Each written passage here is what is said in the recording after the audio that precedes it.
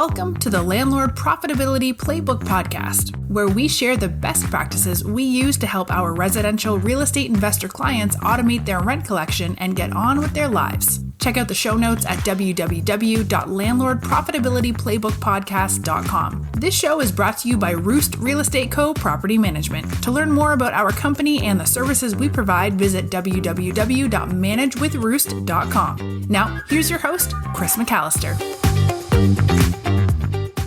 Hi, all. Chris McAllister here with the Connect, Practice, Track, and Grow podcast. And today, the Landlord Profitability Playbook podcast, where it's my job to make your business better and your life easier.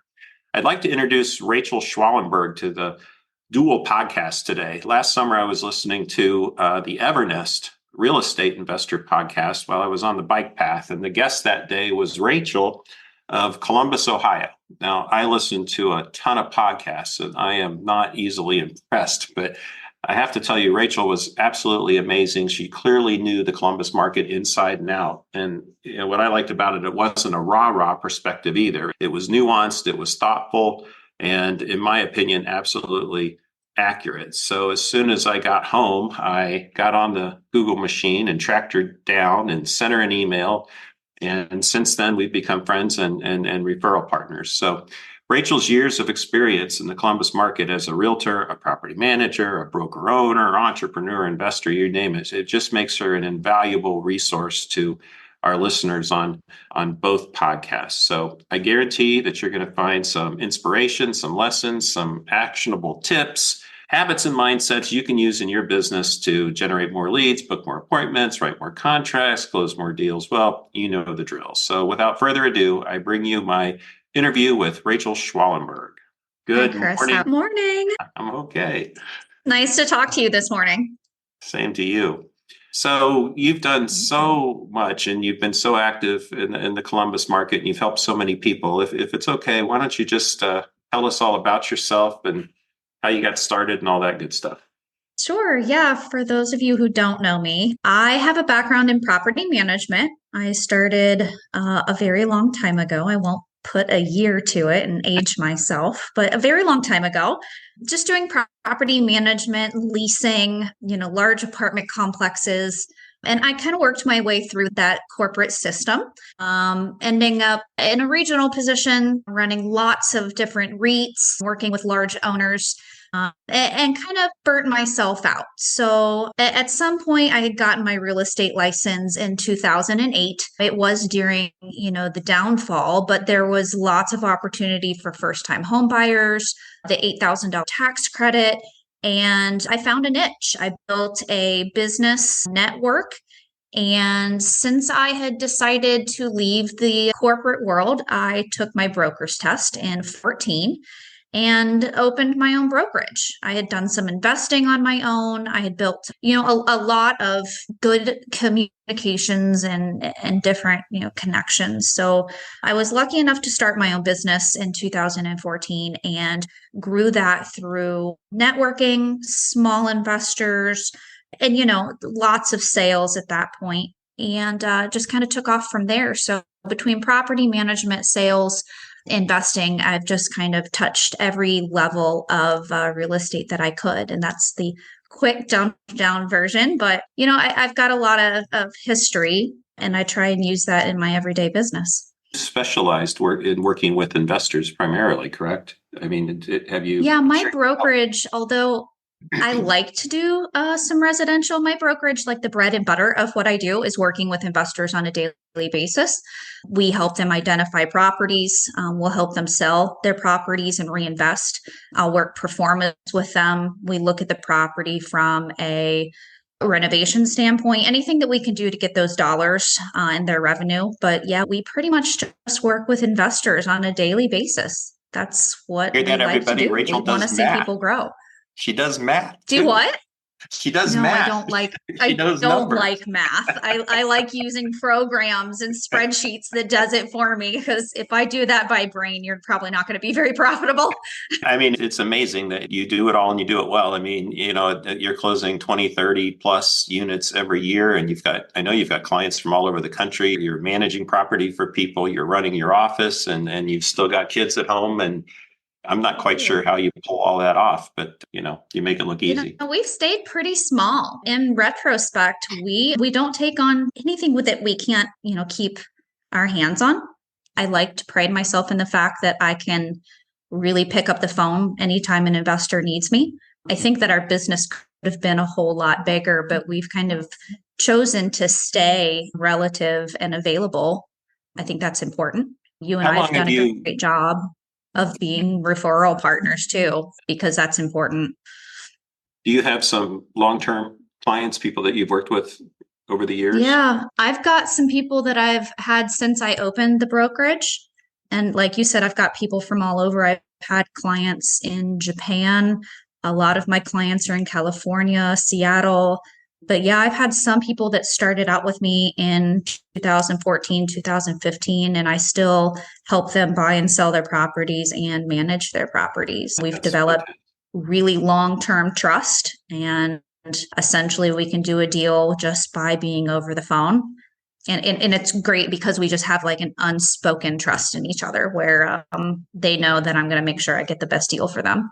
Yeah. Well, that's fantastic. So Great Agents Connect, right? So the podcast is Connect, Practice, Track, and Grow. But again, you do so much with investors. We're going to run this on both podcasts. But so you sort of started this, but in a typical year, then where does your business come from? The majority of my business is actually referral based. A lot of investors talk to other investors and the word spreads. A lot of business comes from these podcasts, different YouTube videos. People like to educate themselves and word kind of spreads that way. I do work with a lot of other agents that are more residential agents that don't do a lot of investments, and they will refer business to me. But I'd say the majority of it is word of mouth and investor referral. So to me, you light up a room in a good way, and I'm, I don't want to say I'm envious of that, but I'm kind of envious of that. Like, you invited me to a networking event you recently did at Brewdog. Why don't you tell us about that? How did that come about? And is that something that you do on a regular basis or? Yeah, so I don't usually hold a lot of them, as you know, but I like to attend them. I'm a very social person. I'm not afraid to talk to a stranger. But the whole point of that was to try and get more investors to come out, meet our hard money lender. A lot more people are going to hard money now. It's just a little easier with the interest rates and whatnot. So we really wanted to bring that lender out, have people meet them, meet our title agency, meet me. I want to be able to help more investors grow that word of mouth. But yeah, I mean, networking is so easy to do. You can get people to refer you. You can get people to sponsor your event. It's just a very easy way to get your name and your face out there. And I'm not a shy person by any means. So I love being able to attend those. To hold them is even more fun. So yeah, I just think it's a great way for people, especially agents, to be able to kind of build their book of business. But I had one recently and it was a lot of fun. We had a good time. How do you keep track of all your relationships that you've built up since 2008 and probably before that? I'm very lucky to have a fantastic memory and I live off of my phone. So, my phone has names in it with addresses attached and, it's just use the tools that you've got. I have reports and I send Christmas cards every year to all of my clients, and it's just keeping track with whatever works best for you. But yeah, I've got a lot of different ways that I kind of remember everyone. So, and then there's always the clients that I remember. Clearly, your entire business is built on relationships, and I think you and I take that for granted, but it always strikes me as crazy when other agents are out there, fighting and they're just going for the next transaction. I mean, why do you think there's so many agents out there that don't look at the business the way that you do? What do you think is I can't figure out another way to do it, but there's obviously other ways to do it. Why do you think other people don't take your approach? I think everybody's out there just for the dollar, especially newer. When talking to a newer agent, especially, I tell them it doesn't happen overnight. You've got to definitely work your network. You've got to plan on having a few years where maybe it's going to be a struggle. You've got to really be creative. It's a hard business to get into. You can't just make a buck quickly and expect to be, to be rich, you've got to really use your personality. You've got to use your tools. You've got to use your relationships and then build upon those relationships. You can't be a fly-by-night agent. You've got to do the nitty-gritty and the hard work. If somebody wants you to see 90 houses, you're going to have to show them 90 houses. And as much as that's going to suck, they're going to remember you showed them 90 houses when they go to sell and look for another house. That's just how it works. And you've got to be the good stand-up person to do that. My clients remember the things that I've done that went above and beyond. And that's why they keep calling. And that's just, I don't spend money on marketing. I do not have a marketing budget. I have spent my time with my clients, doing everything I can for them within my fiduciary duty, going above and beyond and building my book of business. It's not easy, but that's what you've got to do in order to earn people's trust and be, a respected agent. Put yourself out there, go to networking events, do all of those things that maybe you're not comfortable doing. Yeah. I think what you say is absolute gospel, quite frankly. There were so many people who got into the business to make a quick buck, just after we knew we all weren't going to die of COVID in 21, 22. And I think those people have really, so many of them have just damaged the business because their motivation, I don't want to sound sanctimonious, but their motivation wasn't pure. I don't know that they were in it to help. They weren't in it to build a profession. They weren't trying to build a practice, a personal practice or a business that was going to take care of them for the long term. And the fact is, you've got to look at this as a long-term commitment. And yeah, we can teach people, how to work by referral. And, when we have agents come aboard, everybody has to go through, 100 Days to Greatness, that Papini and Company training. And every single time somebody comes on and actually does the work, they do get that first transaction in the first 100 days. And usually they have something else under contract. So there are ways to get the ball rolling, when you're focused on relationships and working by referral. But when you get into the business in 21, 22, and you didn't have to do anything, or you got sloppy sticking a sign in the yard and just waited for the, somebody else to sell it for you, it's a thing. But I think. Yeah, here's the deal. In 2022, people were making money without even trying. Yeah. Deals were just being handed to them. They made a ton of money and they thought it was that easy. 2023, the second half, third and fourth quarters changed that. And those agents are now looking at getting jobs. They're struggling. They don't understand why they're not making money. And the end result of that is you've got to try a little harder. Now it's back to the norm of you've got to go out there and find your business. And sometimes that also means you've got to spend a little money to make money. I've resorted before to using Zillow leads or realtor.com leads. Those are not dead-end leads if you work them appropriately. You also need a broker that's going to support you and be available to you and answer questions. That's incredibly important. There's a lot of brokers that are just there to hang their license. If you have somebody that's going to push you and, Chris, I know you've got a whole program that you use. Somebody like that is going to be very valuable to an agent that maybe doesn't quite understand what they need to be doing. Yeah, well, I'd like to think so.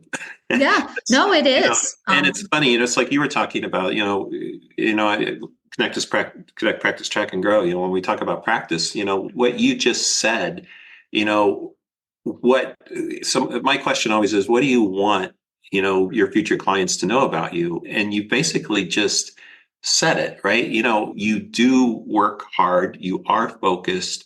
Mm-hmm. And I think one of the things that sets you apart is you're present in the moment, right? When you're with a client, I think you're absolutely with the client. And you're not afraid to work. You're not afraid to do what you say you're going to do. You show up, you've gotten a tremendous, it's one of those things where we meet so many agents, not just new agents, but they've got 20 years of business. The problem is it's the same year 20 times. You're one of those unique individuals that learn something every year. You build on it, and you get better. So, there's so many examples of agents that I think struggle, especially newer agents, and they don't want to put the work in. And I can tell you it's hard. I had an agent recently that was a newer agent and struggled because they didn't want to do the extra work and said, it's just, it's too much. I don't want to spend my evenings doing this, and I don't want to, and I think my thing was, none of us really want to do that. I was up last night late writing a contract and dealing with a sick child. If you're going to post this video, I look tired, but these are the things that we have to do. And, my thing was, we don't necessarily want to do it, but we know that it's in the best interest of our client. We've got to get those things done. And sometimes there's easy days and there's hard days, and you got to do them both. You can't pick and choose. If you want to be successful, that's what you got to do. What else sets your practice apart from the competition? You've seen your agents come and go for years now. What else sets you apart? What makes your practice, especially when you're working with investors, what makes you special? I don't think we do anything particularly special. It's that I don't take on any more work that I can't handle. And I think a lot of brokerages and a lot of agents will take on anything and everything that comes through their door. And it's very important to me that I want the work. I respect every person that comes to me and appreciate it. But if I can't give you 100% of my time and attention, then I know I'm not going to be the right person for you. I don't want to take on things that I'm not going to be able to, run to the property quickly to look at it, take all of your phone calls. I can only handle so much. I'm a person. I have other obligations, and I want to make sure that I can give you all of the time and attention that I can. I think that sets us apart if you respectfully understand that. I can send you to somebody that has the time. I can refer you to another property management company. We've been doing a lot of business back and forth, you and I. It's knowing your limitations. I agree with you, but I would also say, and as you know, we came off a really tough year last year. And part of the reason was, we let COVID got to us too, right? We thought during those couple of boom years that we were just God's gift to real estate. And then when the tide went out and suddenly people didn't have all that extra cash in their pocket to pay the rent, they started moving again. Oh my God, we had the toughest year and a half, we've ever had. But one of the things that I realized was, and I think you said this, it's you have to be able to fully commit, to the business you're going to take. But the other thing I think is critical is that you're very discerning about the business you choose to accept. And one of the things that, we found last year was we signed up a lot of owners that had no business buying properties, respect us, didn't know what they were doing, didn't want to learn, didn't want to listen.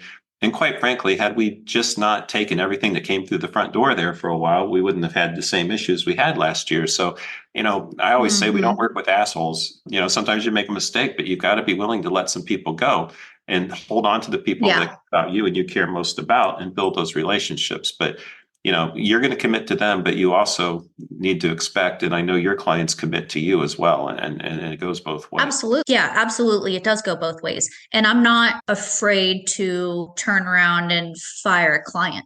I need that client to understand that I'm very good at what I do. I respect your opinion and I definitely want to listen to it. And I'll even give it a try. But when it's not working, we need to do what's tried and true.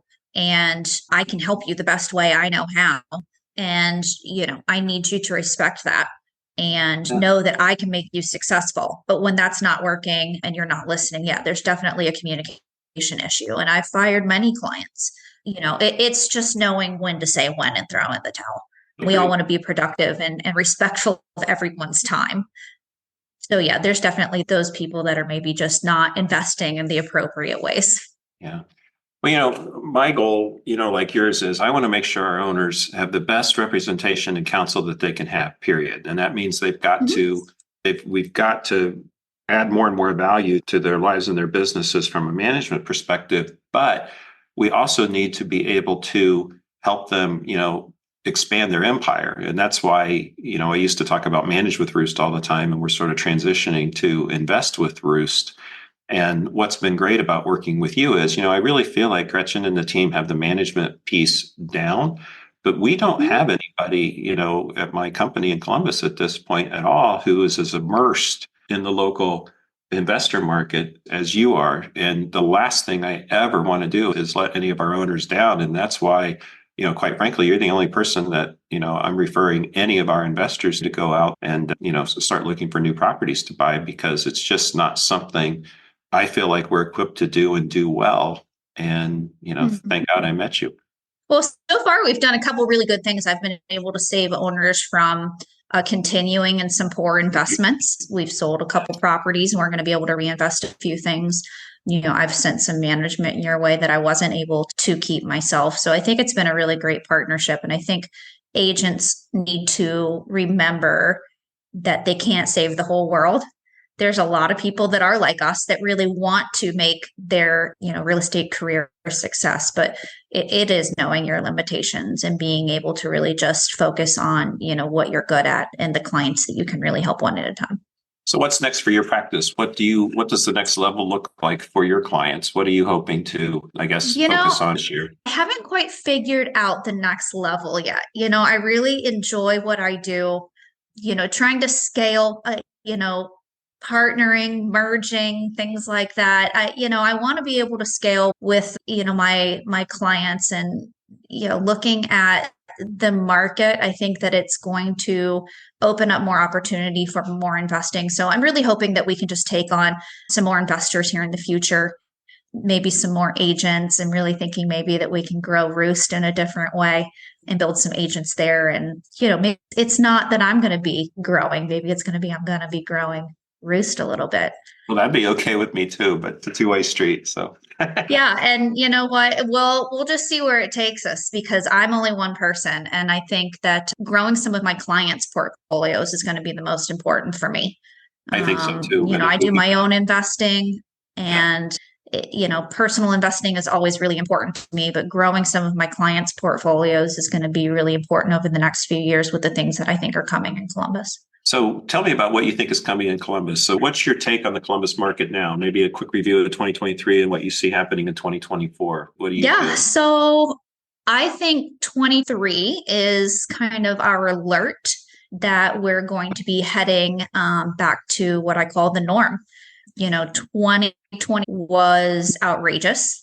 2023 is kind of starting to head us back to what the reality of real estate is. And I think 2024 is going to be probably a little bit of a plateau, maybe not going back to the normal prices, but really starting to, level out.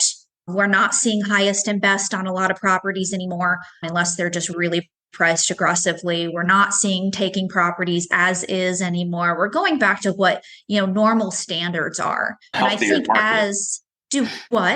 I think a healthier market, quite frankly. Yeah. And I think as 2024 continues, we're going to start to see more properties coming on the market that are bank owned, more properties that are probates, more properties that are going to be at a much healthier price point.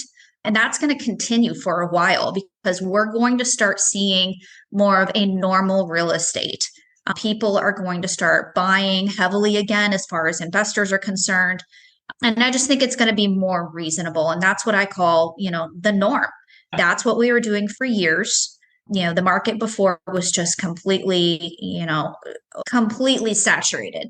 And although we've got a ton of growth in Columbus, I think we're going to start to kind of level out as far as our pricing is concerned. Yeah, I don't think we're going to have the same continuous monthly increases. I think that's going to level out. I think days on market's already started. Yeah, it's definitely plateaued. But with that being said, everything in Columbus has not. Columbus is continuing to grow. The development around Columbus is growing. The things that are happening in Columbus, we're projecting to be still a great and major city. So as far as investing, I think it's a fantastic time to do so. Things with Intel that are happening. Everybody knows Intel is coming. The truth about Intel is that, we don't see the real result of that for 5 to 10 years. So buying real estate here is still a fantastic time. Columbus is a huge buy and hold market. I think buying now, you're going to see massive results in 5 to 10 years.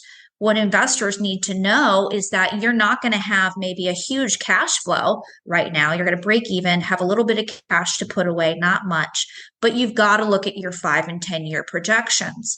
Don't let it scare you off from buying, because you're going to have 5 and 10-year projections, 20-year projections that are going to be, you can't beat it when looking at other markets. So I think there's just a lot of opportunity to buy here over the next 12, 24 months and have some really solid, valuable property. Columbus has always been interesting because, Ohio State University is not going anywhere. The state capital is not going anywhere, and now you've got Intel coming and billions of dollars in investment. But I think people sometimes think that, Intel's coming, I need to go invest someplace. And it's not so much like that. I think you're right. I think it's making Columbus that much stronger and that more unique of a It's the fallout of what happens from Intel. It's the population growth that happens. Exactly. Yeah. It's, if you look at other cities that Intel has come into and you look at the studies that have been done, because I've really researched this, it's 5 to 10 years out that those cities are so much stronger with their infrastructure and their growth, that values are higher. It's everything that happens after that happens. Amazon is coming in here. We've got 2 huge Amazon call centers being built. Nationwide Children's is still growing. We have huge things happening that, although it's happening right now, it's the projections from that are really going to give us, that great investment opportunity. So, for those investors that might be newer, they are a little afraid because they're not seeing, 100 or 2, in revenue every month. But don't let that scare you, because you're going to see a huge cash flow, down the road. And I think that's what everybody really needs to consider, is that you're looking at having multiple properties, retirement, all of those things. And Columbus is going to give you that because our infrastructure is going to be huge in the future. And that's the beautiful thing about Columbus is, there's years that, especially when you buy a new property, the first couple of years, cash flow, isn't fabulous. And God forbid, you may be a little negative, even in the first couple of years, but the appreciation never stops.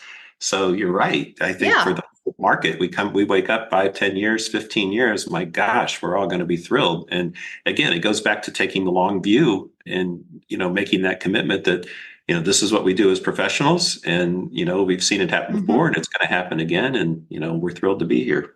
I had a client, we closed on it just 2 weeks ago. He bought a fantastic little house, but he bought it knowing that he was negative starting out $211 a month. But we pulled all of his numbers. We looked at everything. We did worst case scenarios and we pulled his projections.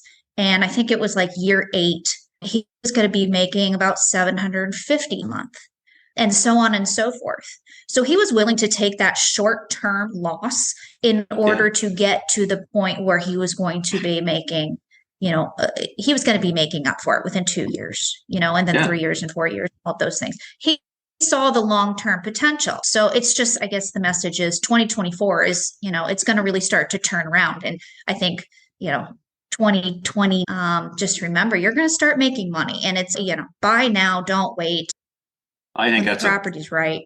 Fabulous message. And the fact that your numbers like you do is just such a refreshing thing. And that's why I want every one of our owners and future owners and investor clients to listen to this podcast, because you're the person they need to be working with. It's just the way it is. So anything else you'd like to add before we close out today? This has been great. Thank you very much. I mean, I could talk for like hours. We'll do it again. Well, yeah, let's talk again, but there's just so much that I could say to agents. I would say, hang in there. It's going to get better. There's so many people out there struggling, but use your network, especially other agents, because there's so many people that can give you tips and tricks, and people like Chris that, can support you. And I'm always available too. I love to meet and talk and help. And to investors, don't be afraid to spend $1 and, hang in there too. And I think that there's just lots of opportunity here. And trust your gut. Yes. And the plus side is with the investors, it's not right. I want them to know that, we're going to take care of you on the buy process. Rachel's got that covered, and she's going to treat that like she was buying her own property. And we're going to help you make money on the management side and treat that asset as if it were our own. So I think together we could help a lot of people here. Always like we were going to live in it and own it ourselves. So if there's ever something that you don't feel good about, trust your gut. Your gut is never wrong. If you have a bad gut feeling about an agent, if you ever have a bad gut feeling about a contractor, a bad gut feeling about a property, trust your gut and you'll be happy you did. Well, thank you so much. This was fabulous, and we'll do it again real soon. Look forward to it. Thank you, Rachel. Bye, guys. And there we have it. Thanks for listening in.